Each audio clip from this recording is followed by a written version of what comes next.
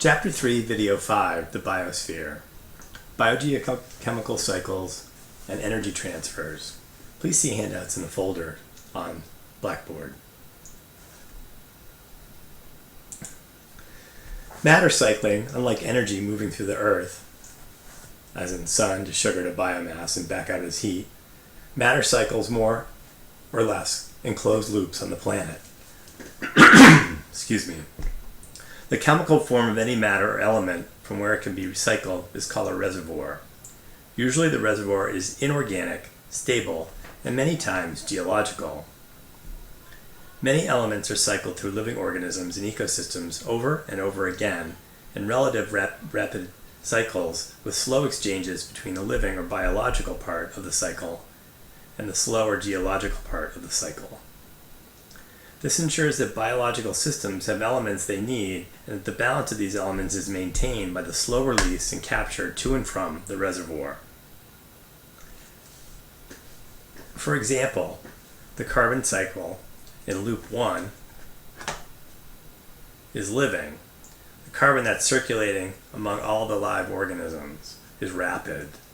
Loop 2 is fossilized carbon. It's bound and then sinks into rocks or into coal or oil over time. They are both part of the same biogeochemical cycle, but have different rates of cycling. Combustion or respiration and photosynthesis are processes that cycle carbon. Carbon is withdrawn from the atmosphere by photosynthesis. In the reaction, CO2 plus water and energy equals sugar, with the release of oxygen as a waste product. Here's a carbohydrate. It gets returned to the atmosphere through combustion by burning and or respiration. Here the reaction is completely reversed, where sugars are burned using oxygen to produce CO2 and water. This is the same reaction that happens in a forest fire and also what happens in your intestines and in your cells. In addition, carbon that is fixed into carbohydrates and other structural components can be absorbed into oceans and then sediments that turn to rock.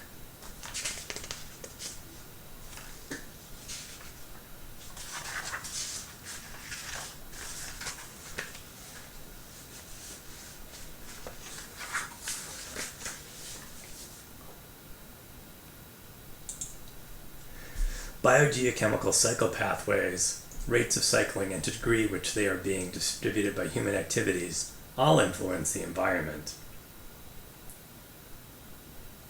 Scientists focus on cycles of chemical elements when observing the cycles of matter within and among the spheres: lithosphere, hydrosphere, atmosphere, and biosphere. When chemical reservoirs are out of balance, environmental impacts can be seen, such as global warming and nutrient pollution. Carbon, nitrogen, and phosphorus are three cycles where imbalance has occurred that results in environmental change or detriment.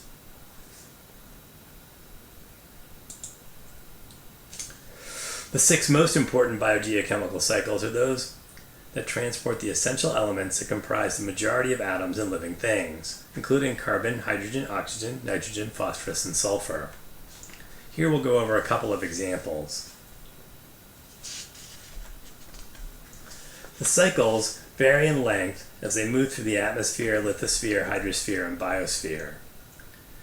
This shows the time it takes carbon to cycle through the sphere is 300 years, which is true if you consider the ocean to be the reservoir of carbon. However, most carbon is in the form of solid carbonates and other sediments. If you count the weathering of carbon from rocks, then the cycle is much longer. Ocean carbon is in the form of the carbonic acid absorbed as CO2. This system is buffered, much the way our blood is buffered by carbonate.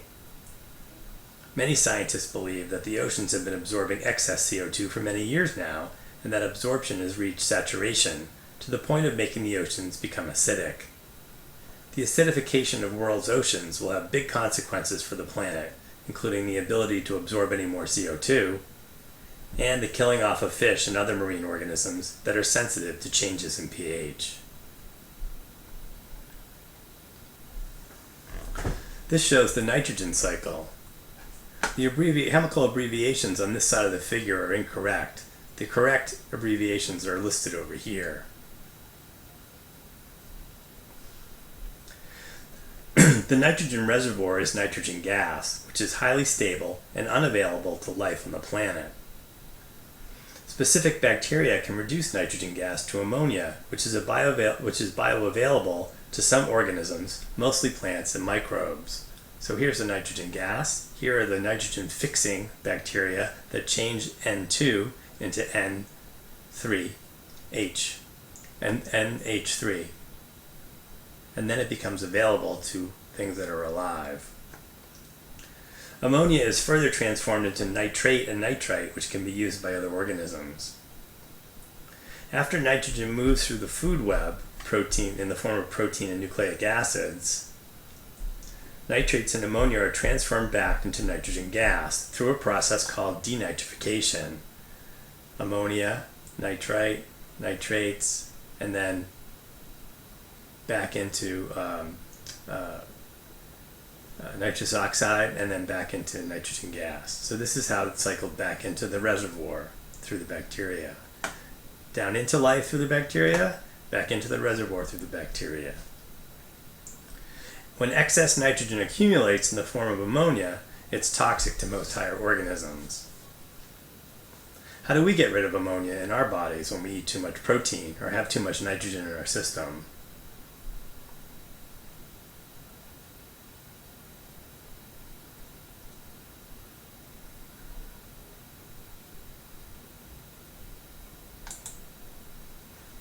Another cycle that's impacted by human activity is the phosphorus cycle.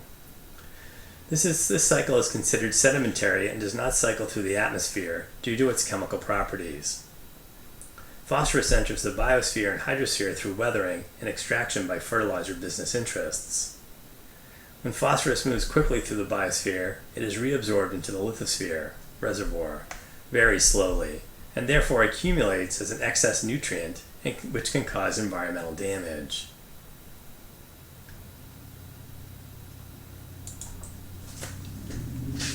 Biogeochemical cycles are crucial to life, but are being greatly disturbed by human activity. Most of the cycles are being accelerated, causing both depletion of resources and pollution.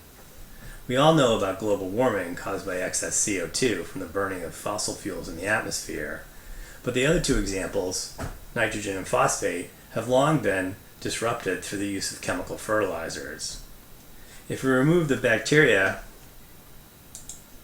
from this process of fixing nitrogen so that higher organisms can use it and make this a chemical process, you can fix large amounts of nitrogen by burning fossil fuels and attaching hydrogen to it. Now you have tons and tons of nitrogen and also phosphorus that can go into the growing of plants for the planet, which has increased the human population. However, excess nitrogen and phosphorus are left in the soil, which then runs off into the water and causes damage to the ecosystem.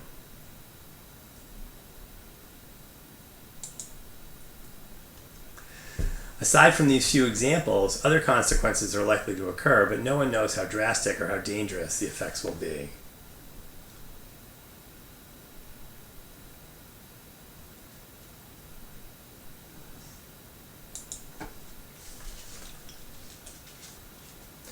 In addition to the nitrogen phosphorin, carbon is a major example of human impact on biogeochemical cycles.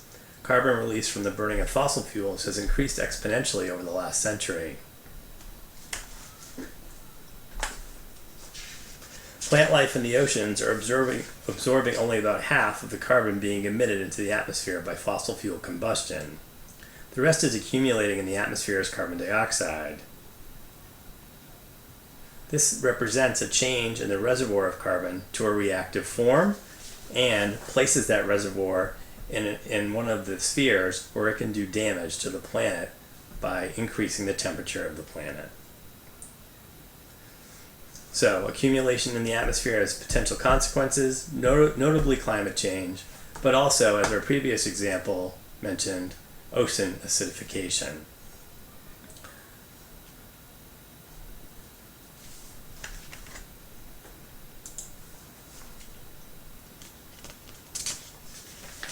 Unlike biogeochemical cycling, where materials flow through cycles and end up in reservoirs, energy flows directly through the planet.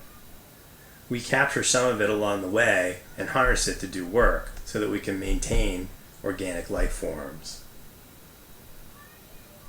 When we talk about energy, we usually talk about it in terms of chemistry and thermodynamics. There are two basic laws of thermodynamics, and the first one says that energy cannot be created or destroyed, but can only be transformed.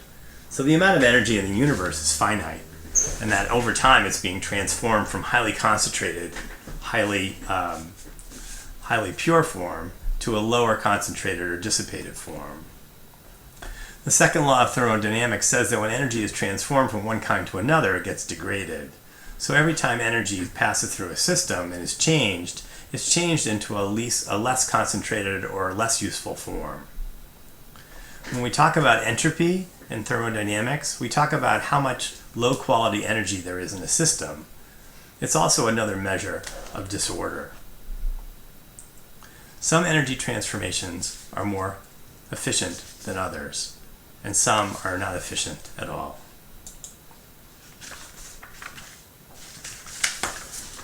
So as I said, unlike matter cycling, energy moves through the systems where it's transformed. Some of these transformations allow organisms to capture potential energy in chemical bonds, such as sugars or ATP, and then use part of that energy to do work in the biological form.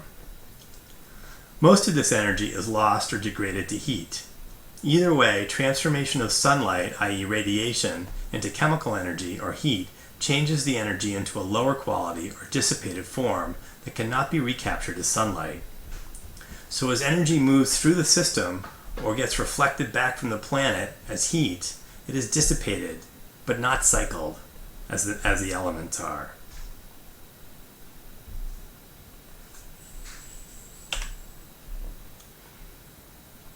Modern civilization is built upon fossil fuels, which are fossilized plant materials that stored solar energy millions of years ago as chemical energy. Fossil fuels are non-renewable resources that will be used up if rates of use continue to rise. Some estimates say oil within 100 years and coal within the next 300 to 400 years.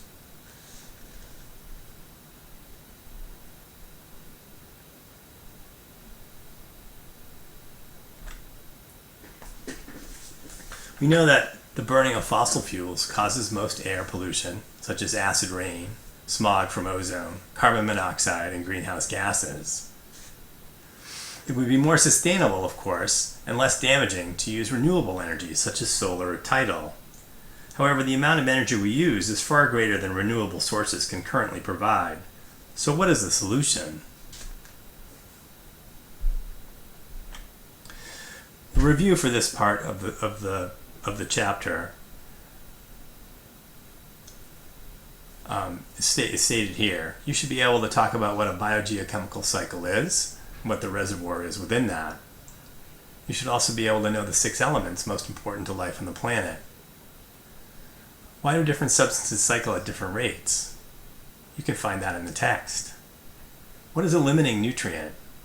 You can also find that in the text. How have the human population disrupted biogeochemical cycles? And what are the 2 laws of thermodynamics? Make sure that you look at the handouts on biogeochemical cycling that I posted in this folder.